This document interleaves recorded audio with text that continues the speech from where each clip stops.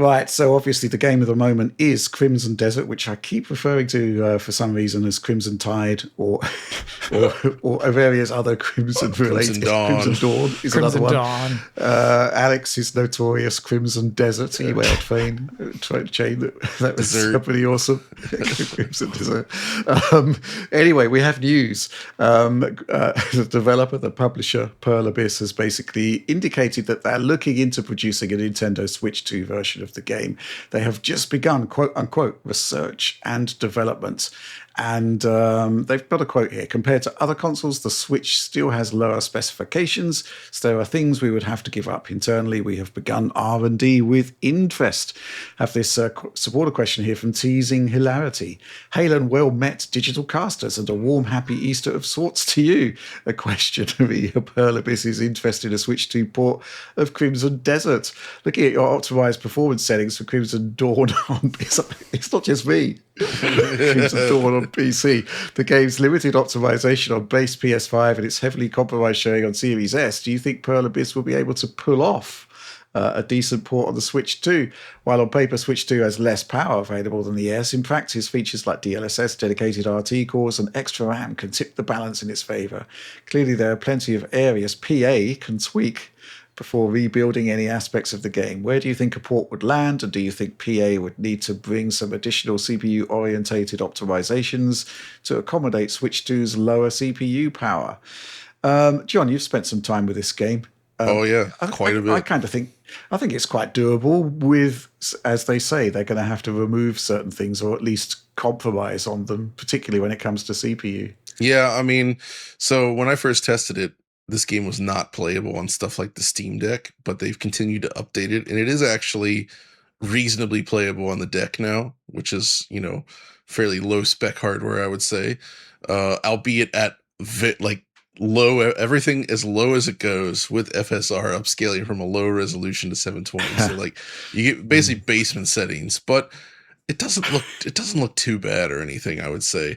And that's just like a handheld PC, right? So building it specifically with the Switch 2 in mind, I'm sure that they can get something that's reasonable looking on there. It's, there's going to be obvious limitations here in terms of the settings they can use. I would expect that it will not have the RTGI pass, similar to Series S, if I recall. Yeah. And which, the game still looks okay without it, but you definitely lose all the nuance in the sort of like indirectly lit areas. But again, it's still, it's playable enough. It's a weird one though, in terms of visuals. And I'd be curious to see if they can get it looking reasonably artifact free at the low settings, because that's actually the biggest problem when you go to basement settings on this game, is it's just it ends up looking really messy. You know what I mean? Yeah. Yeah. Mm-hmm.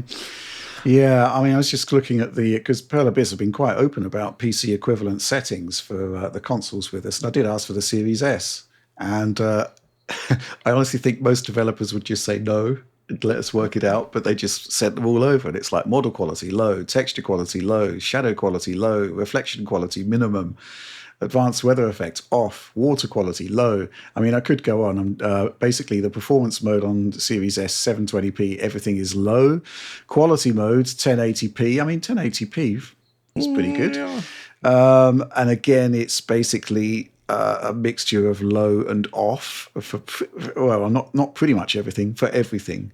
So, that's not bad. I mean, I think as a basis, if you're basically able to do a quality mode on Series S that's 1080p, from the GPU side of things, I think the Switch 2 could probably do something, right? It's more the CPU side of thing that I'm worried about. What are your thoughts, Alex? So just regarding that ray tracing thing that we were just talking about, so the one thing that I didn't end up getting to test it out, and that's something that Ryan, our contributor, and Rich worked out when they worked on the optimized settings video, is that turning off the ray tracing option and also reading the interview we have and looking back at it, it technically doesn't turn off tracing. And I think it only lets the game use SDF tracing at that point or something like that. So that's what they're doing. So it's more like software Lumen. Basically. Yeah, it's more. I think it goes more to software Lumen in that aspect, but it's probably even more coarse than that, I'd imagine.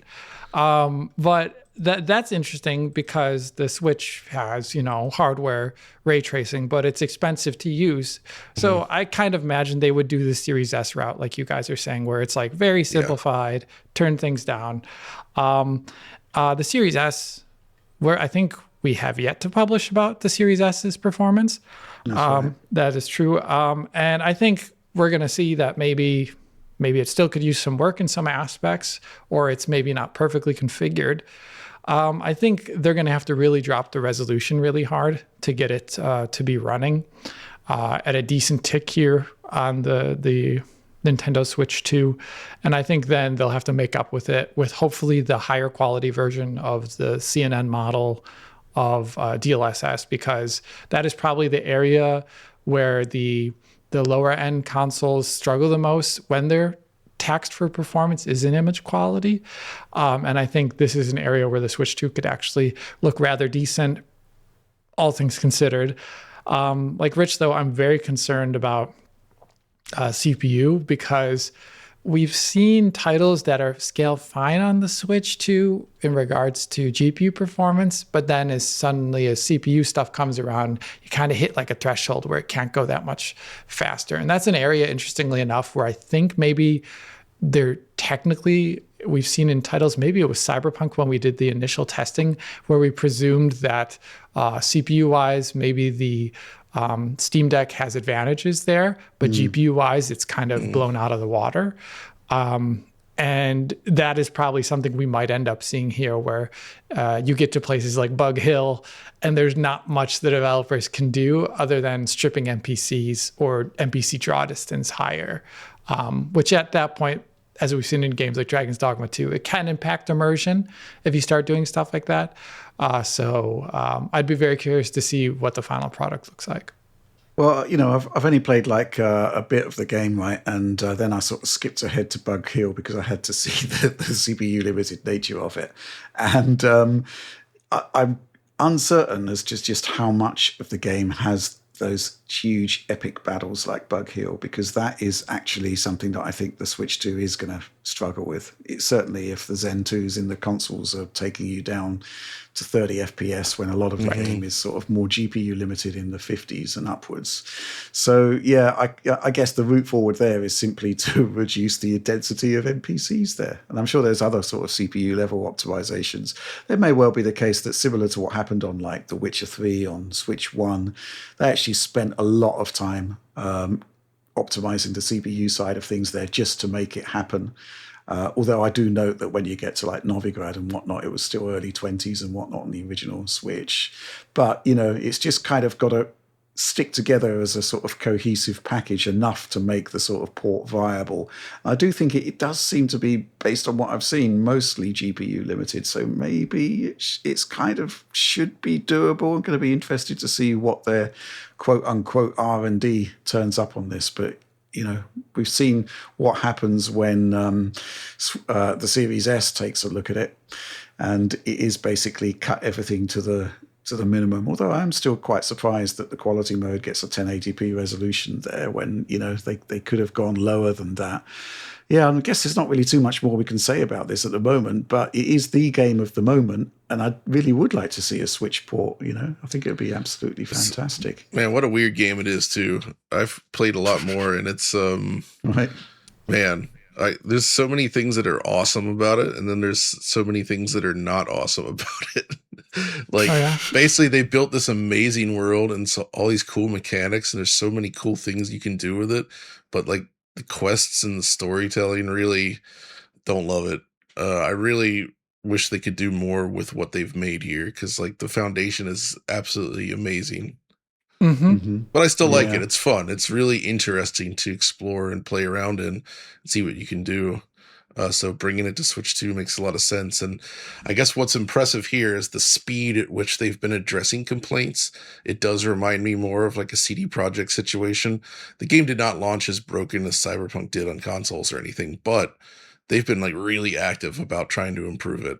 And I think that's awesome. So I think it feels like the game has a pretty bright future overall. I think so, yeah. I think they've been actually very reactive to comments and criticisms to the point where maybe they're going too fast. For example, the image quality on the 1080p performance mode on the PS5 wasn't great, so they basically rushed out a fixed 4K mode, which gives you FSR upscaling to 4K, which I don't think is like the right way to address that particular problem, but they just did it, and there it is.